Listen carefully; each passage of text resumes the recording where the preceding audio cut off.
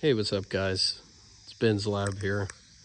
I have a somewhat quick little video. I'd like to go over some things on a Gmt800. So this might help some other people out there. So I have had a strange electrical problem with this vehicle quite a while. So basically I would be driving it and the truck would do all kinds of weird things. At one point I lost spark. I had turnover but no spark. Then it randomly went away and it was fine. Ran perfectly fine, no fault codes, no check engine light. The next day I drove it. After about 10 minutes of driving, once it got nice and warm, the cluster would die for a split second. The doors would lock and unlock. It would act as if the battery was being unhooked. Eventually the problem got bad enough that I couldn't even hardly get anywhere with the vehicle. And everything was chased down. This originally had the side post terminals here on the factory GM location, and I thought that was the problem. I checked my grounds because, as we know, grounds are a big problem on the GM vehicles. Added some grounds, cleaned some grounds, changed terminals, checked resistance. The one thing that I did not do firstly that I should have done was load tested my ground circuits, which means running current through that ground wire and make sure that there's not heavy resistance inside of it under load.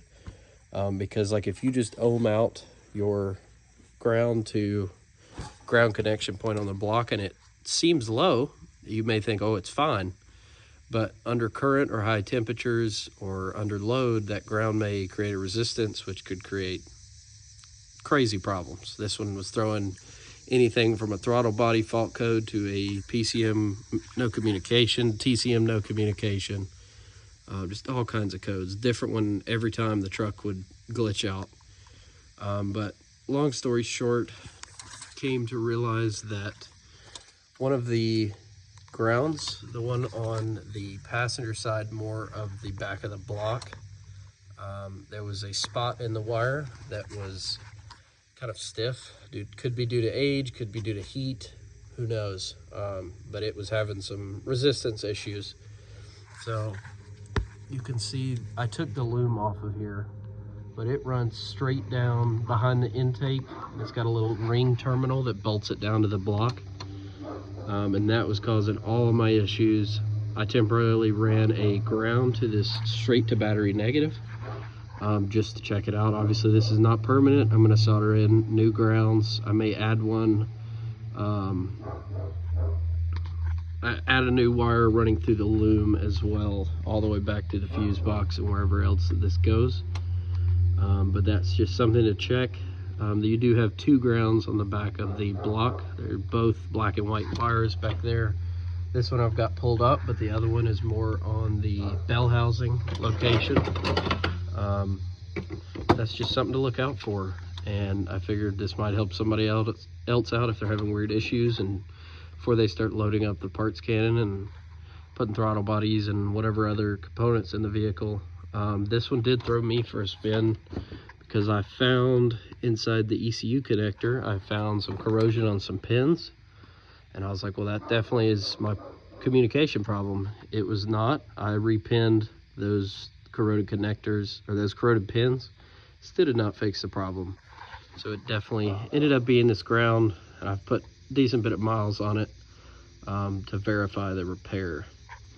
So just always something to check, and I know there's millions of videos online about this, but always look for your grounds. You should have several on this engine, two on the back, there's one on the front. This one I've got temporarily located up here. I cleaned for my battery post to engine ground. I added another one from chassis to cylinder head, and right there from battery negative to chassis as well. So I'm definitely going to redo a lot of these grounds, resolder in some wires, but always check those on these vehicles. That's usually 9 times out of 10 going to be your problem. So glad I could hopefully help somebody out with this video, and like and subscribe.